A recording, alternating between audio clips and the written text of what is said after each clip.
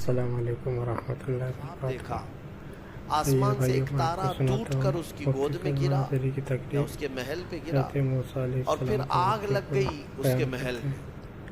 اور آپ لوگ سن کے ضرور جائیے۔ صبح نجومیوں کو، کاہنوں کو بلایا کہ اس خواب کی کوئی تعبیر صحیح بتا دے۔ بہتوں نے الگ الگ تعبیریں بتائی۔ پھر جو بڑے ماہر نجومی تھے انہوں نے کہا کہ اس خواب کی تعبیر یہ ہے کہ بنی اسرائیل خاندان میں ایک بچہ پیدا ہوگا جو تیری سلطنت کو ہلاک کر دے گا، تیری سلطنت کے ہلاک کرنے کا باعث بنے گا۔ خواب کی تعبیر سننے کے بعد شاہی فرمان جاری کر دیا اس نے کہ بنی اسرائیل میں آج کے بعد جو بھی لڑکا پیدا ہوگا اسے مار دیا جائے گا، کیونکہ وہ بچہ کہیں سلطنت کی ہلاک کرنے والا پیدا نہ ہو جائے۔ تو یہ اعلان کے بعد بنی اسرائیل خاندان میں جو بھی لڑکا پیدا ہوتا اسے مار دیا جاتا۔ یذبح ابناءہم ویستحیی نساءہم، قرآن میں ہے، اللہ فرماتا ہے وہ لوگ، یہ فرعون بیٹوں کو ذبح کر دیتا تھا اور لڑکیوں کو زندہ چھوڑ دیتا تھا۔ 1 سال کے اندر انہوں نے 12,000 بچوں کو ذبح کیا، پیدا ہوتے ہی قتل کر دیتے تھے۔ لڑکے کو زندہ رہنے کا حق نہیں تھا، صرف ڈر تھا۔ یہ وہ زمانہ ہے جب موسیٰ علیہ الصلوۃ والتسلیم کے بھی ولادت نہیں ہوئی، ولادت سے پہلے اتنے بچے مارے گئے۔ پھر اس کے درباریوں نے اس سے ریکویسٹ کیا کہ اگر ایسے سب مار دیے جائیں تو آپ کی خدمت کے لیے بچے کہاں سے ملیں گے، جوان کون ہوگا؟ تو پھر 1 سال مارا جاتا، 1 سال چھوڑا جاتا، جیسے کورونا میں تخفیف دی جاتی ہے نا، ہاں، کہ صبح 6 بجے سے لے کر شام 6 بجے تک پابندی، 6 بجے کے بعد، یا پھر شام کے 6 بجے سے پابندی لگ جاتی ہے۔ بھائی 24 گھنٹے تو آنا ہی آنا ہے۔ وہ جو بچہ پیدا ہونا ہے وہ سال بھر یا دوسرے سال کبھی بھی پیدا ہوگا، لیکن اس زمانے کا بھی یہی قانون تھا جو کورونا کا ہے کہ 1 دن چھٹی اور 1 دن ڈیوٹی۔ تو 1 سال نہیں مارا جائے گا اور 1 سال مارا جائے گا۔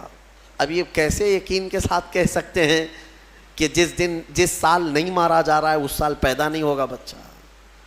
خیر، یہ دنیا کی لاجک ہے، ہمیں نہیں سمجھ میں آتی، یہ ان کی تھیوری ہے، ہمیں نہیں سمجھ میں آتی۔ سیٹرڈے سنڈے کو کیوں چھٹی ہوتی ہے کورونا کی، یا پھر رات کے بعد کیوں پابندی ہوتی ہے، ایک الگ مسئلہ ہے۔ تو 1 سال چھوڑا جاتا، 1 سال مارا جاتا۔ اتفاق ایسا کہ جس سال مارا جانے والا تھا اسی سال موسیٰ علیہ السلام کی پیدائش ہوئی۔ ان کی ماں حاملہ تھیں اور پیدا ہونے کا وقت جب قریب آیا تو اللہ تبارک و تعالیٰ جسے جہاں چاہے بچائے، ہاں، جس انداز میں چاہے وہ اللہ تعالیٰ حفاظت فرماتا ہے۔ تو موسیٰ علیہ السلام کی ماں کے دل میں اللہ نے بات القاء کی کہ تہ خانے میں چلی جائیں۔ وہ تہ خانے میں گئیں، بچے کی ولادت ہوئی، لڑکا پیدا ہوا۔ اب وہ گھبرا گئیں کہ یہ سال مارے جانے والا ہے، اور وہ بنی اسرائیل خاندان سے تھیں کہ میرا بچہ مارا جائے گا، قتل کر دیا جائے گا۔ تو اللہ تبارک و تعالیٰ نے ان کے دل میں یہ بات القاء کی کہ ایک صندوق لے لو لکڑی کا اور اس میں اس بچے کو ڈال کر دریا میں بہا دو۔ بھلا کوئی ماں کیسے بہائے گی؟ لیکن اللہ تعالیٰ فرماتا ہے وَرَبَطْنَا عَلَىٰ قَلْبِهَا، ہم نے ان کے دل کو مضبوط کر دیا تھا۔ جب اللہ تعالیٰ کسی کے دل کو مضبوط کرتا ہے تو بڑے بڑے کام کر جاتا ہے۔ ان کی ماں صندوق میں رکھ کر کے بچے کو ایک دریا کے کنارے ڈال دیتی ہیں، بہا دیتی ہیں، اور اپنی بڑی بیٹی کو کہتی ہیں کہ دیکھتے رہنا یہ صندوق کہاں جاتا ہے۔ موسیٰ علیہ السلام کی جو بڑی بہن تھیں وہ دیکھتی ہوئی جا رہی تھیں اس صندوق کے پیچھے۔ صندوق بہتے بہتے بہتے ایک باغیچے کے کنارے لگا۔ وہ باغیچہ فرعون کا ہی تھا، اور فرعون کی بیوی وہاں پر ٹہلنے کے لیے شام کے وقت آیا کرتی تھی۔ جب وہ اپنی کنیزوں کے ساتھ وہاں آئی تفریح کے لیے تو ایک صندوق کو اپنے باغیچے کے کنارے لگا ہوا دیکھا، اٹھانے کے لیے کہا، اٹھایا گیا تو نہایت ہی خوبصورت بچہ۔ اللہ تعالیٰ نبیوں کو خوبصورتی دیا ہی ہوتا ہے۔ فرعون کے گھر میں کوئی بچہ نہیں تھا، اولاد نہیں تھی، تو فرعون کی بیوی نے اٹھا لیا اور کہا کہ لاؤ یہ بڑا خوبصورت بچہ ہے، حسین بچہ ہے، اور اپنے محل لے آئی۔ فرعون سے کہا کہ آج سمندر میں، دریا میں بہتا ہوا ایک بچہ کنارے پر آ لگا، میں نے اس کو اٹھا لیا ہے۔ فرعون نے کہا کہیں یہ بچہ تو نہیں جو میری سلطنت کو ہلاک کرنے کا سبب بنے گا. بیوی نے کہا ایسا کیسے ہو سکتا ہے, وہ تو بنی اسرائیل خاندان میں پیدا ہوگا, یہ تو کسی دریا سے بہتا ہوا آیا ہے, پتہ نہیں کون سے ملک سے آیا, کہاں سے آیا.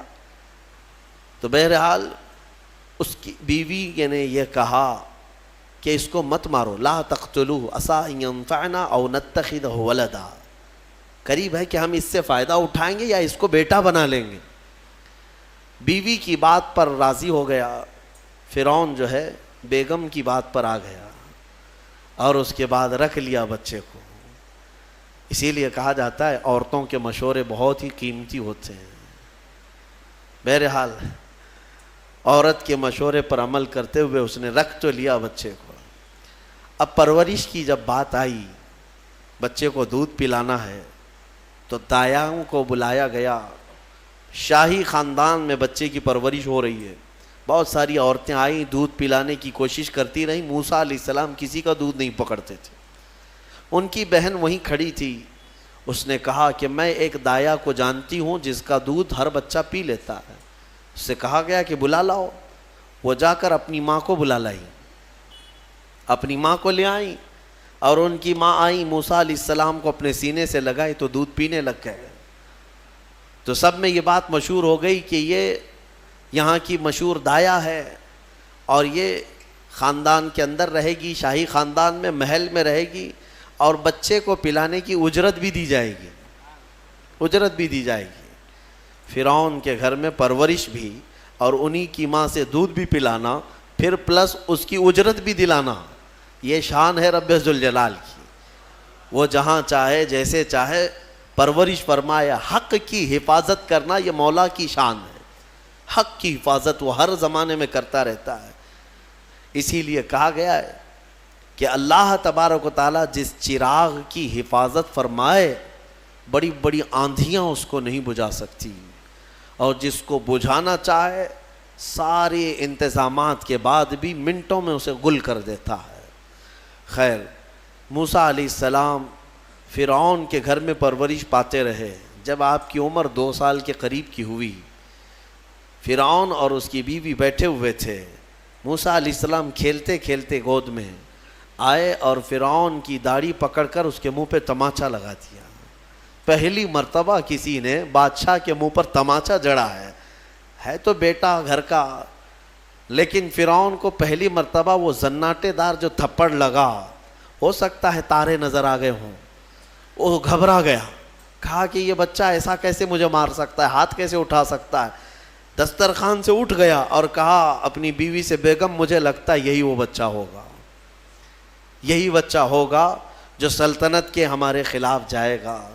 پھر بیگم نے کہا ایسا کیسے ہو سکتا ہے, بچہ ہے, چھوٹا ہے, اور لاڑ پیار میں بچے ماں باپ کے ساتھ اس طرح کی حرکتیں کرتے ہیں. فرعون نے کہا نہیں, مجھے چیک کرنا ہے, یہ بچہ جاندار ہے, جانکار ہے, یہ جانتا ہے. تو پھر موسیٰ علیہ السلام کا وہاں پر امتحان لیا گیا. فرعون کی بیوی بچانے پر لگی ہوئی تھی. فرعون نے کہا کہ ٹھیک ہے, دیکھتے ہیں یہ کہ بچے کو سمجھ ہے یا نہیں ہے. امتحان کے لیے بیگم نے کہا ایک کام کرو, ایک برتن میں آگ کے انگارے دہکتے ہوئے کوئلے وہ بھی لائے جائیں, اور ایک برتن میں سفید پھول لائے جائیں. اگر بچہ عقل مند ہوگا تو پھولوں کو پکڑے گا, نہیں تو پھر یہ لال چیز کی طرف بچوں کا ہاتھ زیادہ جاتا ہے, آگ دیکھے گا. کہا ٹھیک ہے, یہ آزمائش کی جائے گی. ایک برتن میں آگ کے لال سرخ انگارے کوئلے لائے گئے, اور ایک برتن میں پھول لائے گئے, دونوں رکھے گئے. موسیٰ علیہ السلام کیا, ہر نبی ماں کے پیٹ سے ہی ہر چیز کو جانتے ہیں, اللہ تعالیٰ انہیں علم بھی نوازا ہے. موسیٰ علیہ السلام کو بلایا گیا, 2 سال کی عمر ہے کہ بچے ان دونوں میں سے کوئی چیز اٹھا لو. تو موسیٰ علیہ السلام کا ہاتھ پھولوں کے برتن کی طرف ہی بڑھنے لگا. یہ تو امتحان تھا. جبرائیل علیہ السلام اسی وقت نازل ہوئے اور آپ کا ہاتھ پکڑ کر کے آگ میں ڈالا. آگ میں سے ایک کوئلہ موسیٰ علیہ السلام اٹھائے اور اپنے منہ میں رکھ لیے, جس کی وجہ سے آپ کی زبان جل گئی, ہاتھ میں بھی آگ لگی. پھر فوراً ہٹایا گیا. فرعون کو وہ سیٹسفائیڈ ہو گیا کہ نہیں, جانتا نہیں ہے، جانتا ہوتا تو آگ نہیں اٹھاتا۔ بہرحال موسیٰ علیہ السلام کو اس آگ کے کوئلے کے زبان پہ رکھنے کی وجہ سے زندگی بھر اس کا اثر رہا، زبان میں زندگی بھر اثر رہا۔ پھر جوانی آئی موسیٰ علیہ السلام کی، اسی گھر میں پرورش پاتے ہوئے، پھر آپ وہاں سے نکلے اور آپ کی ماں نے آپ کو ساری چیزیں بتا دیں کہ ہم بنی اسرائیل سے ہیں، نبیوں کا خاندان ہے، اللہ تبارک و تعالیٰ کی عبادت پر ہم ہیں، اور فرعون ظالم ہے اور وہ اپنی پرستش کرواتا ہے، اپنی عبادت کرواتا ہے، لہذا ہم فرعون کے خاندان سے نہیں ہیں۔ تو موسیٰ علیہ السلام جوان ہونے کے بعد ان تمام سچویشن کو سمجھ چکے تھے، سارے حالات کو۔ ایک بار ایسا ہوا کہ موسیٰ علیہ السلام اپنی بستی سے باہر کی طرف جا رہے تھے، دو لوگوں کو لڑتے ہوئے دیکھا۔ ایک بنی اسرائیل کا تھا، ان کے خاندان کا تھا، ایک فرعون کے خاندان کا تھا۔ یعنی فرعون کا جو خاندان تھا، عمالقہ ان کو کہتے ہیں، اور ان کو قبطی کہا جاتا ہے آج بھی مصر میں۔ تو قبط خاندان سے ہوا کرتے تھے، تو ان کا ایک آدمی اور ان کے خاندان کا ایک آدمی لڑ رہے تھے۔ تو ان کے خاندان کا جو آدمی تھا وہ پکارا موسیٰ علیہ السلام، ہائے ہائے میں مرا جا رہا ہوں، مجھے بچا لو موسیٰ، مجھے بچا لو۔ موسیٰ علیہ السلام آئے، دیکھا دونوں جھگڑ رہے ہیں، ایک تو اپنے خاندان کا تھا بنی اسرائیل، ویسی بھی بنی اسرائیل پر اس وقت بڑا ظلم کیا تھا فرعون نے۔ تو موسیٰ علیہ السلام نے موقع پاتے ہی، یعنی وہ فرعونی تھا، ایک گھونسا لگایا اس کو، ایک گھونسا اس کو لگایا، وہ زمین پہ گرا اور مر ہی گیا، ختم ہی ہو گیا۔ نبی کا پنجہ لگایا نا، نبی کے ہاتھ سے ایک مار کھایا اور مر گیا۔ فَوَكَزَهُ مُوسَىٰ فَقَضَىٰ عَلَيْهِ، قرآن میں ہے کہ ایک گھونسا لگایا اور اس کا کام تمام کر دیا موسیٰ علیہ السلام۔ پھر حضرت موسیٰ علیہ السلام کو افسوس ہوا کہ یہ مجھ سے کیا ہو گیا، یعنی میں نے تو اس دونوں کے جھگڑوں کو چھڑانے کے لیے کوشش کیا، لیکن میرے ہاتھ سے یہ مر گیا۔ اللہ کی بارگاہ میں آپ نے استغفار کرنا شروع کیا، اے اللہ تو مجھے معاف فرما دے۔ فغفر لہ، اللہ تعالیٰ نے معاف بھی فرمایا، آیتیں نازل ہوئی۔ پھر چند دن کے بعد ایسا ہوا، پھر ان کے خاندان والا بنی اسرائیلی ایک بار پھر کسی سے لڑ رہا تھا، دوسرا ہی دن تھا، موسیٰ علیہ السلام کو پھر آج اس نے پکارا۔ تب موسیٰ علیہ السلام نے کہا غلطی تو تیری ہی ہے، کل بھی تو ہی لڑ رہا تھا، آج بھی تو ہی لڑ رہا ہے، یعنی روز تو نے پیشہ بنا لیا لڑنے کا۔ تو موسیٰ علیہ السلام اپنا پنجہ لے کر اسی کی طرف آنے لگ گئے ہیں، یہ جو اسرائیلی تھا۔ تو وہ ڈر گیا، اس کو پتا تھا کہ کل کیا ہوا ہے، ایک گھونسا کھانے کے بعد ہوتا کیا ہے۔ تو چیخنے لگا، اتريد ان تقتلني كما قتلت نفسا بالامس، موسیٰ کیا تو مجھے بھی ویسے ہی قتل کرنا چاہتا ہے جیسے کل تو نے قتل کیا تھا؟ یہ کہتے ہوئے وہ جھگڑا چھوڑ کر بھاگ گیا۔ اب بھاگ کر جا کر فرعون کے خاندان والوں کو، بلکہ فرعون کو سب بتا دیا کہ موسیٰ بنی اسرائیل سے ہیں، اور ایک فرعونی کو، ایک تمہارے خاندان والے کو کل موسیٰ نے قتل کیا ہے۔ تو معاملہ بڑا بگڑ گیا، فرعون کے دربار میں یہ سب اس نے چغلی کیا۔ بتاؤ وہ کون تھا؟ بنی اسرائیل خاندان سے، موسیٰ علیہ السلام کے خاندان کا تھا، اور فرعون کے ہاں چغلی کیا ہے انہی کی۔ ہاں، اسی لیے کسی نے کہا ہے نا، ہماری کشتی وہیں ڈوبی جہاں پانی کم تھا۔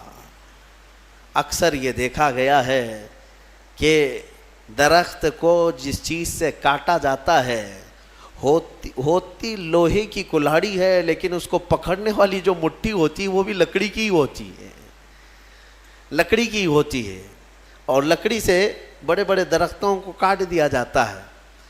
اور اسی لیے کسی دانشور نے یہ بھی کہا ہے، ماچس کی تلیاں بھی بہت چھوٹی چھوٹی لکڑیوں سے ہی بنتی ہیں، لیکن وہ بڑے بڑے درختوں کو جلا سکتی ہیں۔ آپ اندازہ یہ کریں کہ اکثر اس دنیا میں دھوکہ یا اپنے لوگوں کے ذریعے سے پہنچتا ہے، اور یہ بڑا دھوکہ